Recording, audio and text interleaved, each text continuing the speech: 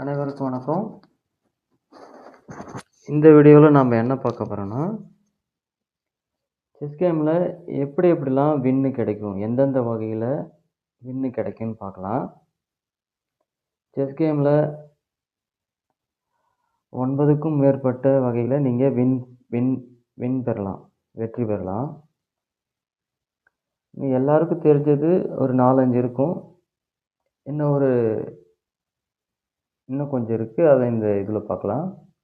First துணை check mat பண்ணிங்கன்னா உங்களுக்கு வின்னு கிடைக்கும். செக் மேட்னா நம்ம என்னென்னு பார்த்துருக்கோம். அதை போய் பார்க்காதவங்க அந்த வீடியோ பாருங்கள், கீழே கொடுத்துருக்கேன். ரிசைன், உங்கள் கூட விளையாடி இருக்கிற ஆப்போனண்ட்டு ரிசைன் பண்ணுறாரு, ஆட்டத்துலேருந்து விலகிறாரு. ஒருவேளை அவருக்கு உடம்பு முடியாமல் இருக்கலாம், இல்லை உங்கள் கேம் நீங்கள் ரொம்ப நல்லா விளையாடி இருக்கலாம், இல்லை அவரால் வெற்றி பெறவே முடியாது அப்படின்னு நினைக்கலாம். ஏதோ ஒரு காரணத்தால் அவர் கேம்லேருந்து விலகிறேன் அப்படின்னு சொல்லலாம். அது அப்படி விலகிட்டாருன்னா உங்களுக்கு வின்னு கிடைக்கும். 3வது என்னென்னா இல்லீகல். உங்கள் ஆப்போனண்ட் இல்லீகல் பண்ணிட்டாரு. இல்லீகல்னால் கிங்கை வேறு இடத்துல விட்டார், இல்லை கேஸ்லிங் தப்பாக விட்டார், ஏதோ ஒரு ரூலை பிரேக் பண்ணிட்டாரு.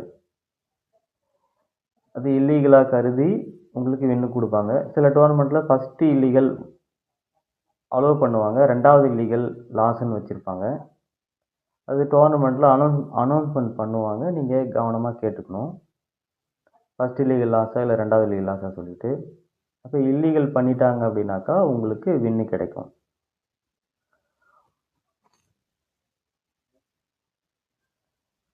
4வது ரூல் என்னென்னா கிளாக் ஃபால்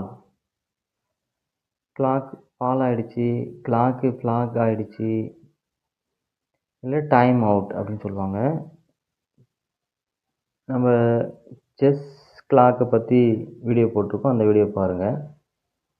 செஸ் கிளாக்கில் 0-0 வந்துருச்சுன்னா உங்கள் சைடு 0-0 வந்துருச்சுன்னா நீங்கள் கேம் லாஸு. இல்லை உங்கள் ஆப்போனண்ட்டுக்கு ஃபஸ்ட்டு 0-0 வந்துடுச்சுன்னா கேம் லாஸு. அப்போ டைம் அவுட் ஆயிட்டாங்க உங்கள் ஆப்போனண்ட் அப்படின்னா உங்களுக்கு வின்னு கிடைக்கும். 5வது ரூல் என்னென்னா லேட் என்ட்ரினா, ஒரு டோர்னமெண்ட்டுக்கு ஒரு டைம் சொல்லியிருப்பாங்க, 1/2 ஹவருக்குள்ளே எல்லா பிளேயரும் வந்துடணும், இல்லை 10 நிமிஷத்துக்குள்ளே எல்லா பிளேயரும் அந்த டோர்னமெண்ட் நடக்கிற இடத்துக்கு போயிட்டு போர்டில் உட்காந்துடணும், ப்ரெசண்ட் ஆகிடணும்.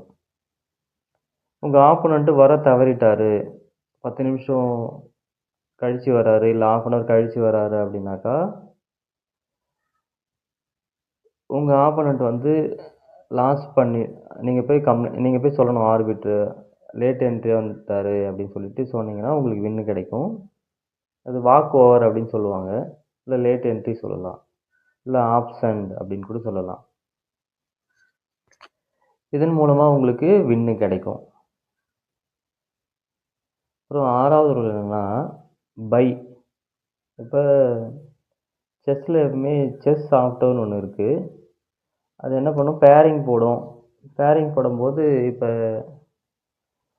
10 பேர் இருந்தால் 5 போர்டாக போட்டு 5 பேர் போட்டு போடும். இன்கேஸ் 11 பேர் வந்துட்டாங்க அப்படின்னாக்கா அந்த செஸ் சாஃப்ட்வேர் என்ன பண்ணும், ஒருத்தவங்களுக்கு பை கொடுக்கும். அப்போ அந்த பை வந்துடுச்சுன்னா நீங்கள் வின்னுன்னு அர்த்தம். நீங்கள் அடுத்த டோர்னமெண்ட்டு வேறு ஒருத்தவங்க அடுத்த ரவுண்டு வேறு யார் கூடனா நீங்கள் ப்ளே பண்ண வேண்டியதாக இருக்கும். ஃபஸ்ட் ரவுண்டு நீங்கள் வின்னுன்னு அர்த்தம் பை வந்தாக்கா. அப்புறம் 7வது ரூல் என்னென்னா சவுண்டு. நீங்கள் உங்கள் பேக்லேயோ இல்லை சட்டைப்பையிலையோ இல்லை உங்கள் பாக்கெட்லேயோ ஏதாவது ஒரு எலக்ட்ரானிக் பொருள், அது செல்லாக இருக்கலாம், இல்லை வேறு ஏதாவது வாட்ச்சு, இல்லை ஏதோ உங்ககிட்ட இருந்து எலக்ட்ரானிக் சம்மந்தமான ஏதோ ஒரு சவுண்டு வந்துடுச்சு, பீப் சவுண்டோ இல்லை அலாரமோ இல்லை ஏதோ வந்துடுச்சு அப்படின்னாக்கா நீங்கள் உடனே உங்கள் ஆர்பிட்டரை கூப்பிட்டு இந்த மாதிரி ஆப்போனண்ட்டுக்கிட்ட இருந்து சவுண்ட் வந்துச்சு அப்படின்னு கிளைம் பண்ணாக்கா உங்களுக்கு வின்னு கிடைக்கும். இது சவுண்டு. இப்போ உங்ககிட்ட எதனா எலக்ட்ரானிக் பொருள் இருந்தாக்கா ஒன்று சுவிட்ச் ஆஃப் பண்ணி வச்சிடணும், இல்லை வெளியில் அவுட் சைடில் வச்சுட்டு வந்துடணும், இல்லை ஆர்பிட்டர்கிட்ட கொடுத்து வச்சிடணும். சரி, இப்போ 7வது என்ன பார்த்தோம்? சவுண்டு. ஏதாச்சும் சவுண்டு வந்தாக்கா வின்னு நீங்கள் பெறலாம் உங்கள் ஆப்போனண்ட்டு இருந்து. 8வது ரூல் என்னன்னா வார்னிங். வார்னிங்னா என்னன்னா, உங்கள் ஆப்போனண்ட் வந்து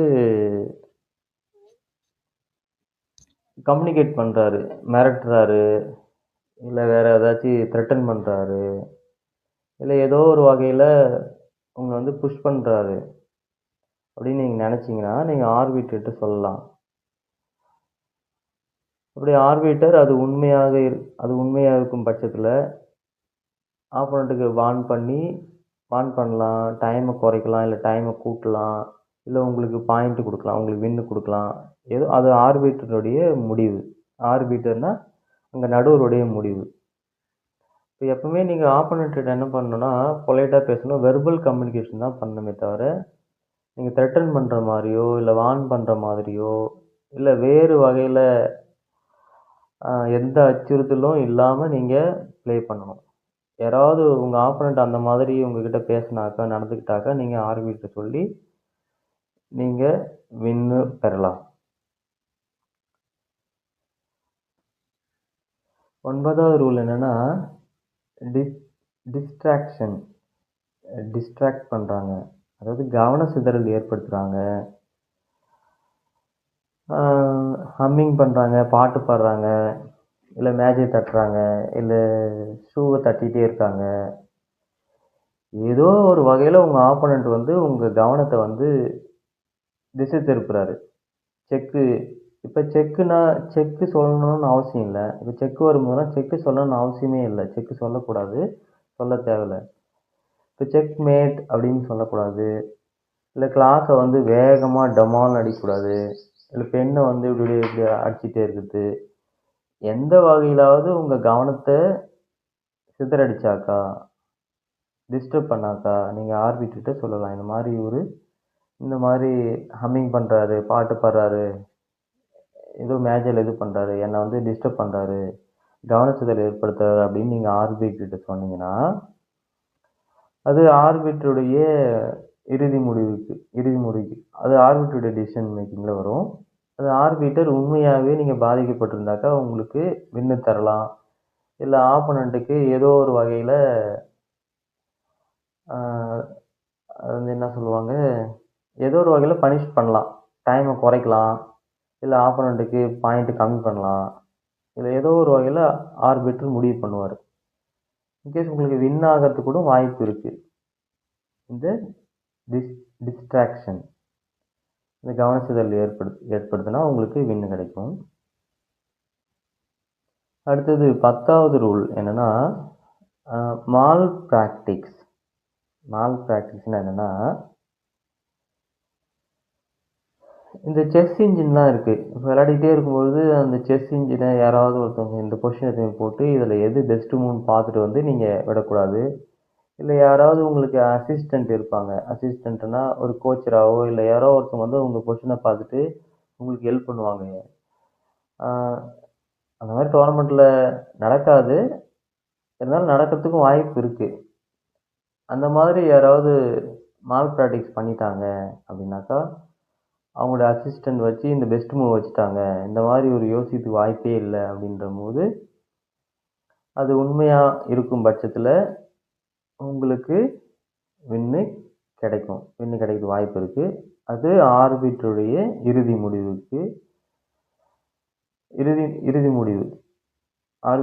நடுவருடைய தீர்ப்பு இறுதியானது, அதாவது ஆர்பிட்டருடைய முடிவு இறுதியானது. நீங்கள் ஆர்பிட்டரை போய் ஃபோர்ஸ் பண்ண முடியாது. அது உண்மையாக இருக்கும் பட்சத்தில் ஆர்பிட்டர் உங்களுக்கு பாயிண்ட் கொடுப்பாரு. அப்புறம் வேறு பல காரணங்களும் இருக்குது.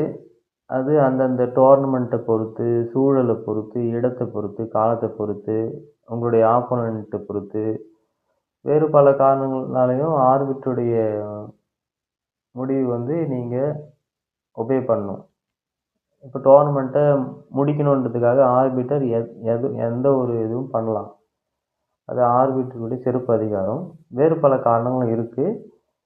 நீங்கள் இன்னும் டீப்பாக செஸ்ஸு கற்றுக்கும்போது அது கற்றுக்கலாம். இது மேஜராக இருக்கிற 10 காரணங்கள் ப்ளஸ்ஸு இன்னும் சில காரணங்கள் இருக்குது. நீங்கள் அதை இன்னும் டீப்பாக கற்றுக்குங்க. இந்த வீடியோ உங்களுக்கு பிடிச்சிருந்தாக்கா லைக் பண்ணுங்கள், ஷேர் பண்ணுங்கள், எங்கள் சேனலை சப்ஸ்கிரைப் பண்ணுங்கள். நன்றி, வணக்கம்.